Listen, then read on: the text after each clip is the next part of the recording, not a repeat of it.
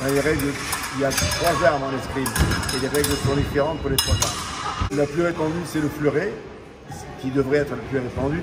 C'est l'arme d'étude, l'arme éducative. Après, vous avez le sabre est une arme particulière parce qu'on ne tient pas de la même manière et on ne touche pas de la même manière. Et après, vous avez l'épée, c'est l'arme du duel par excellence. La règle principale, c'est la cible. La cible au fleuret, c'est que le plastron, c'est-à-dire le buste. À l'épée, c'est tout le corps, c'est la tête aux pieds, tout.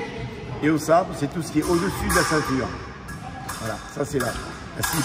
Après, la gestuelle, au fleuret, en gros, il faut être le premier à attaquer.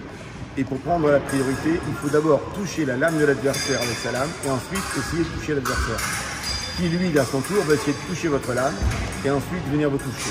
Et c'est pour ça que c'est très rapide au niveau des jambes, parce qu'il faut se mettre à une distance très précise. Et après, avec les doigts, on va guider la pointe de son fleuret. On va essayer de toucher et éviter les recherches de fer de l'adversaire. Ça, c'est le fleuret. À l'épée, il faut toucher le premier, simplement. Donc, si pendant l'évolution du métal, on se fait toucher à l'avant-bras, ben on l'a perdu. Donc, il faut garder le fer jusqu'à la touche. Et au sabre, c'est un peu comme au fleuret, il faut prendre la priorité, mais on ne touche pas avec la pointe uniquement, on touche aussi avec toute la lame. Et donc, on tape, on fouette. Là, sur l'opposition, il faut lire le livre qui est en face de nous, savoir tourner les pages, savoir observer et avant d'agir. Voilà, donc des qualités d'observation, qualités d'humilité. Je ne parle même pas du respect, mais le respect doit exister dans tous les sports. Hein.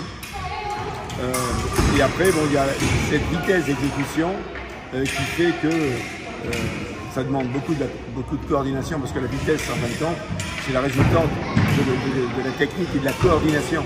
Si on est très technique mais on n'est pas coordonné, on ne touchera pas. Si on est très technique mais on ne fait pas les choses au bon moment, on ne touchera pas. Donc tout ça, c'est... Et en escrime, l'avantage, c'est qu'on peut se battre en se touchant et non pas en se frappant.